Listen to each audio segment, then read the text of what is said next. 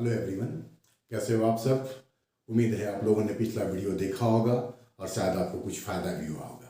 तो पिछले वीडियो में मैंने आप लोगों को बताया था ऋग्वैदिक काल की राजनीतिक स्थिति के संदर्भ में। आज हम लोग इस वीडियो के माध्यम से ऋग्वैदिक काल की जो सामाजिक स्थिति थी उसको समझने का प्रयास करेंगे।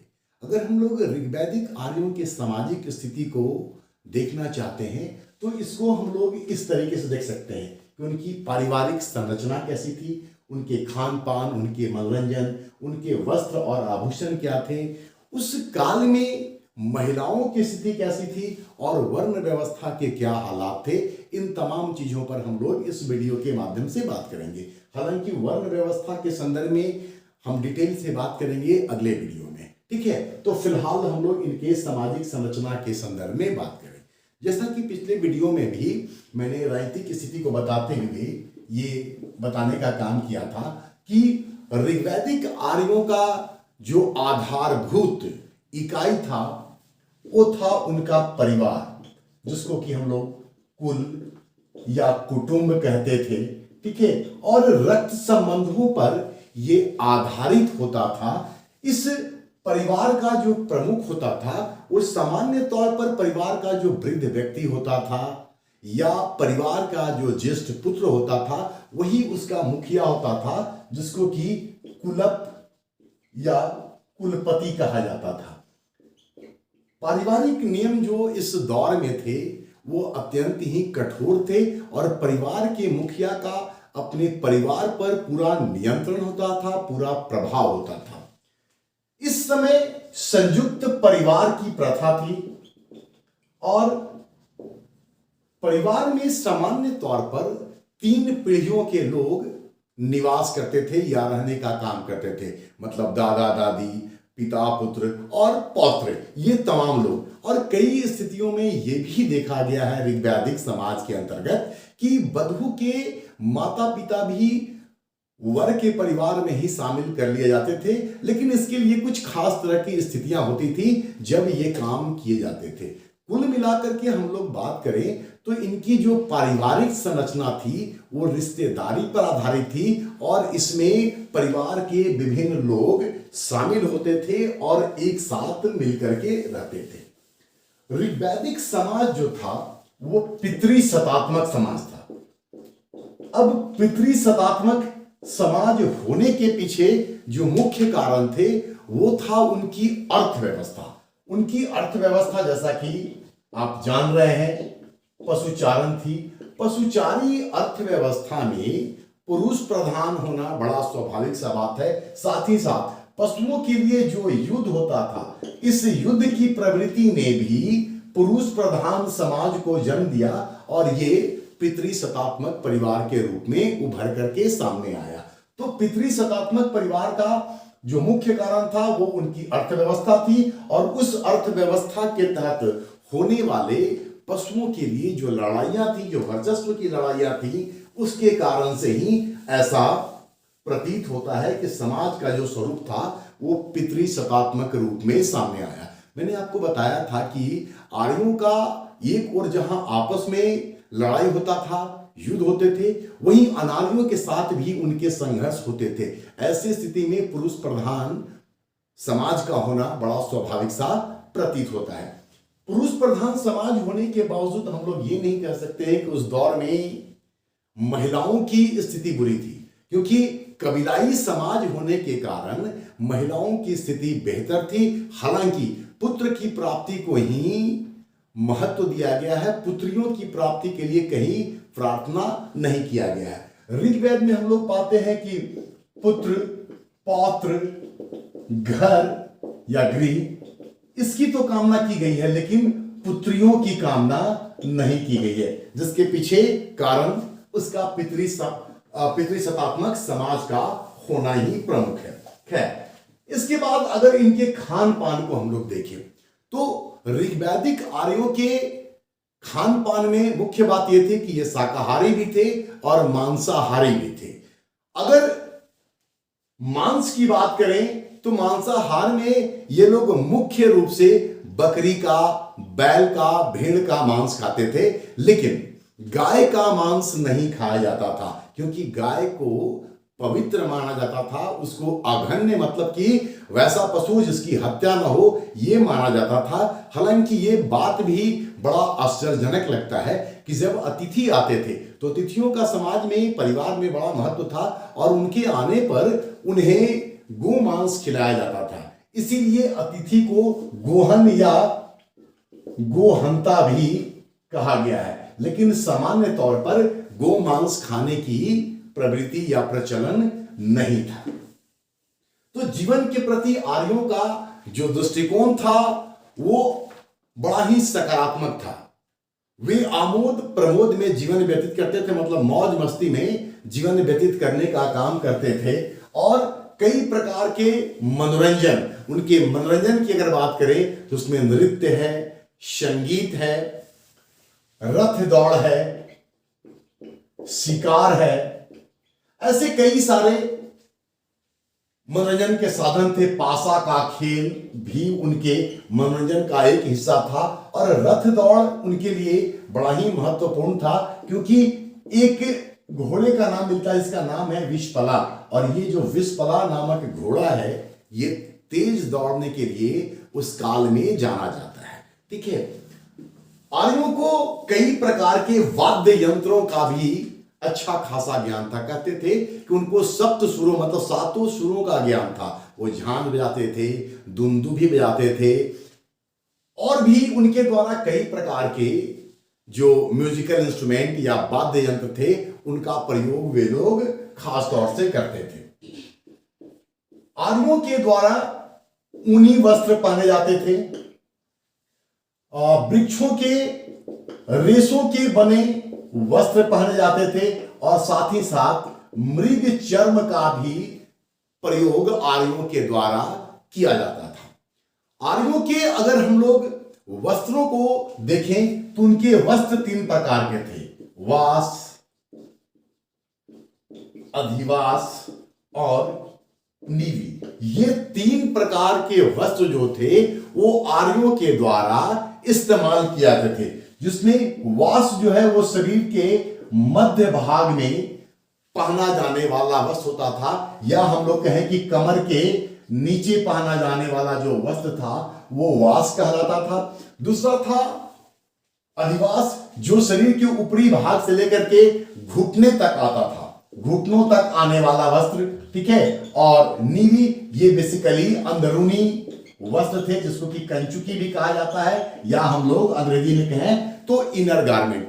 ये तीन प्रकार के जो वस्त्र थे ये आर्यों के द्वारा धारण किए जाते थे, वास, अधिवास और तीसरा नीवी। ठीक है, ऊनी वस्त्र पहनते थे, वृक्षों के रेशों के बने वस्त्र पहनते थे और मृग चर्म का इस्तेमाल करते थे। लेकिन आश्चर्य का बात यह है कि इस दौर में कपास का उल्लेख ऋग्वेद में नहीं हुआ है, जबकि हम लोग जानते हैं कि या वैदिक काल से पहले हड़प्पा काल में कपास का प्रयोग होता था, लेकिन इस काल में कपास का प्रयोग होता हुआ नजर नहीं आता है। अब हम लोग आते हैं महिलाओं की स्थिति को। तो जैसा मैंने आपको पहले बताया कि पितृ सतात्मक परिवार होने के कारण पुरुष की जो महत्ता थी वो कहीं ज्यादा थी।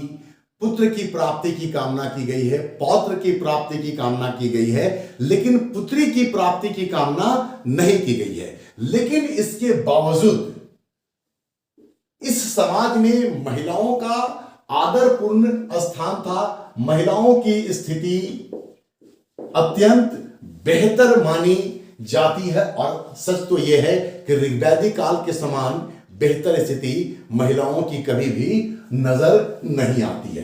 कई सारी बातें हैं जो महिलाओं के बेहतर स्थिति को स्पष्ट करता है, जैसे कि गृह स्वामिनी के रूप में परिवार में माता का अत्यंत ही आदर था। यज्ञ और धार्मिक अनुष्ठानों में पति और पत्नी दोनों का महत्व होता था और ऐसी स्थिति ये स्पष्ट करता है कि भले ही पुत्रियों की कामना न की गई हो, लेकिन महिलाओं का समाज में अनादर होता हो ऐसा नजर ऋग्वैदिक काल में नजर बिल्कुल भी नहीं आता है। इस दौर में अगर महिलाओं की स्थिति को देखें तो बाल विवाह की प्रवृत्ति नहीं थी। 16 से 17 वर्ष की आयु में विवाह होते थे। साथ ही साथ वैसी महिलाएं जो अधिक उम्र में विवाह करती थी या आजीवन अविवाहित रहती थी, उनको अमाजू कहा जाता था। ठीक है, तो बाल विवाह की प्रवृत्ति नहीं थी, सती प्रथा नहीं था, पर्दा प्रथा नहीं थी, यहां पर वेश्यावृत्ति की कोई प्रवृत्ति इस दौर में या उदाहरण इस दौर में बिल्कुल भी नजर नहीं आता है। सामान्य तौर पर एकल विवाही प्रचलन में था, यद्यपि धनी वर्ग में बहुपत्नी विवाह के भी उदाहरण मिलते हैं। इस दौर में दहेज प्रथा नजर नहीं आता है और विवाह समारोह पर किसी प्रकार का कोई प्रतिबंध नहीं था। यहां पर इंटरकास्ट मैरिज के भी उदाहरण मिलते हैं, मतलब अंतरजातीय विवाह भी होते हैं। स्वयंवर प्रथा का भी उदाहरण मिलता है। तो विवाह पर किसी प्रकार का कोई प्रतिबंध नहीं था और विवाह एक संस्था के तौर पर इस दौर में स्थापित हो जाती है। हालांकि कुछ विवाह जो थे वो निश्चित तौर पर वर्जित थे, जैसे कि पिता और पुत्री में, भाई बहन में, दास और दासियों के बीच में ये विवाह वर्जित थे। लेकिन बाकी किसी प्रकार का विवाह वर्जित नहीं था। हालांकि कुछ इसके आदिम उदाहरण भी नजर आते हैं जहां इन प्रतिबंधित तरीकों में विवाह नजर आता है, लेकिन सामान्य तौर पर विवाह इस दौर में प्रतिबंधित बिल्कुल भी नहीं थे। तो कुल मिलाकर के हम लोग ये पाते हैं कि महिलाओं की स्थिति बेहतर थी। इस दौर में महिलाएं पॉलिटिकली भी काफी आगे थी, क्योंकि सभा और समिति, मैंने पिछले वीडियो में इसके संदर्भ में बताया था कि ये राजन के ऊपर नियंत्रण रखने वाली एक राजनीतिक संस्था थी, सभा और समिति। तो सभा और समिति में भी महिलाएं जो थी वो भाग लेती थी और यहां पर भाग लिए जाने के कारण ही महिलाओं को सभावती भी कहा गया है। ठीक है, तो राजनीतिक तौर पर उनको अधिकार प्राप्त था। महिलाओं को उपनयन का अधिकार प्राप्त था, मतलब कि उन्हें शिक्षा प्राप्ति की अनुमति उस दौर में प्राप्त थी। और इसी कारण से ऋग्वैदिक मंत्रों की रचनाओं में कई सारी विदुषियों का भी नाम मिलता है। जैसे कुछ उदाहरण अगर हम लें तो लोपामुद्रा, घोषा, अपाला, कांछावृत्ति, निवावरी, सची, पौलोमी, मुदगलानी एक्सेट्रा, ऐसे कई सारे नाम मिलते हैं कि इन महिलाओं ने, इन विदुषियों ने ऋग्वैदिक कालीन मंत्रों के निर्माण में अहम भूमिका निभाने का काम किया था। तो महिलाओं की स्थिति इस दौर में अत्यंत ही बेहतर थी। महिलाओं से संबंधित किसी प्रकार का कोई सामाजिक बुराई हम लोग यहाँ पर नहीं पाते हैं। अभी जो हमने विदुषियों का नाम लिया, प्राय देखिएगा यहाँ से क्वेश्चन पूछे जाते हैं कि निम्नलिखित में से कौन कौन सी विदुषियां ऐसी हैं जिन्होंने ऋग्वैदिक मंत्रों की रचना की या उत्तर वैदिक कालीन मंत्रों की रचना की। तो उत्तर वैदिक काल का जब हम वहां बात करेंगे तो वहां पर भी जिन विदुषियों का नाम आया है उनका हम उल्लेख करेंगे, लेकिन फिलहाल लोपामुद्रा, घोषा, अपाला, निवावरी, कांछावृत्ति, सची, पौलोमी, मुदगलानी, ये नाम जो है बड़ा, और भी कुछ नाम होंगे जिस वक्त मुझे याद नहीं आ रहा है। ये तमाम ऐसी महिलाएं थी जिन्होंने ऋग्वैदिक कालीन मंत्रों की रचनाओं में, ऋचाओं की रचनाओं में अपनी महती भूमिका निभाई थी। अब हम लोग बात कर लेते हैं इनके वर्ण व्यवस्था पर। जैसा कि मैंने शुरू में कहा था कि वर्ण व्यवस्था को डिटेल हम लोग बाद में बात करेंगे। अभी थोड़ी सी हम लोग इसकी चर्चा यहाँ पर इनके सामाजिक स्थिति में कर लेते हैं। अगर हम लोग ऋग्वैदिक समाज की बात करें तो ऋग्वैदिक समाज जो था वर्ण विभेद रहित था और इस समय सभी लोग जन के सदस्य माने जाते थे, और जन मतलब समूह या कबीला, और सबकी समान प्रतिष्ठा उस दौर में विद्यमान नजर आती है। वर्ण का अर्थ वास्तव में रंग से लगाया गया है, जिसमें कि आर्य को गौर वर्ण का और जो अनार्य थे उनको कृष्ण वर्ण का माना गया है। तो रंग के आधार पर वर्ण का यहां पर अर्थ नजर आता है। आर्य जो थे वो गोरे रंग के और काले रंग के, जो यहाँ के मूल निवासी थे, जिनको कि अनार्य या दास या दस्यु कहा जाता था, ये थे।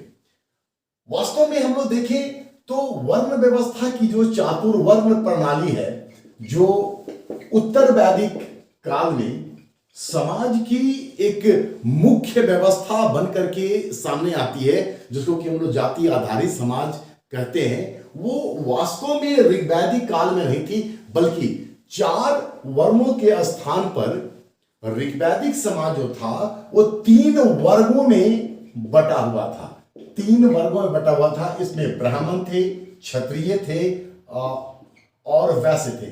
इनमें से इन दोनों को राजन्य कहा जाता था, जबकि वैश्य के जो सदस्य थे वो बेसिकली सामान्य जन के लोग शामिल थे, जो मतलब ब्राह्मण और क्षत्रिय में शामिल नहीं है, वो सामान्य जन में शामिल है। तो ये जो विभाजन है, ये विभाजन बेसिकली कर्म पर आधारित है। ये विभाजन कर्म पर आधारित है, जन्म पर आधारित नहीं, जैसा कि उत्तर वैदिक काल में नजर आता है। ब्राह्मण का उल्लेख ऋग्वेद में 15 बार हुआ है, क्षत्रिय का 9 बार और वैश्य का 1 बार। जबकि वर्ण व्यवस्था की उत्पत्ति के संकेत हम लोग वास्तव में देखते हैं और ऋग्वेद के 10वें मंडल के पुरुष सूक्त में, जहां पर इस बात का उल्लेख किया गया है कि आदि पुरुष के मुख से ब्राह्मणों की, भुजाओं से क्षत्रिय की, जंघा से वैश्य की और पैरों से शूद्र की उत्पत्ति हुई है। लेकिन यह उत्पत्ति उत्तर वैदिक काल का विशेषता को बेसिकली दर्शाता है। ऋग्वैदिक काल में यह कर्म पर आधारित है, मतलब ये व्यवस्था जटिल नहीं थी। यहां पर कर्म बदलने से उनका वर्ण बदल सकता था, और यहां तक कि एक ही परिवार के लोग अपने कर्म के आधार पर अलग अलग वर्णों के हो सकते थे। जैसे कि ऋग्वेद में एक जगह उल्लेखित है कि मैं एक कवि हूं, मेरे पिता वैद्य हैं और मेरी माता आटा चक्की चलाती है या पत्थर की चक्की चलाती है, जो ये दर्शाता है कि एक ही परिवार के लोग अलग अलग कार्य करके अलग अलग वर्ण में समाहित हो सकते हैं। तो वर्ण व्यवस्था यहां पर बिल्कुल भी जटिल नजर नहीं आती है, ठीक है। और यह व्यवस्था मुख्य रूप से कर्म पर आधारित है। मैं यहां आपको बताना चाहूंगा कि गांधी जी भी वर्ण व्यवस्था को मान्यता देते थे, ठीक है, लेकिन ये वर्ण व्यवस्था वास्तव में ऋग्वैदिक कालीन जो वर्ण व्यवस्था थी, जो कर्म पर आधारित थी, उसको वो मान्यता देते हुए नजर आते हैं। तो वर्ण व्यवस्था के संदर्भ में फिलहाल इस वीडियो में इतना ही। पूरा डिटेल हम एक अलग से वीडियो में बात करेंगे, जिसमें कि 4 वर्णों के विषय में हम लोग पूरी जानकारी इकट्ठा करने का काम करेंगे, सो दैट कि अगर उससे जुड़ा हुआ प्रश्न डिटेल में आते हैं तो हम लोगों को उसको सॉल्व करने में सहजता हो, आसानी हो। ठीक है, देखते रहिए फिर और अपनी प्रतिक्रिया अवश्य दें। धन्यवाद।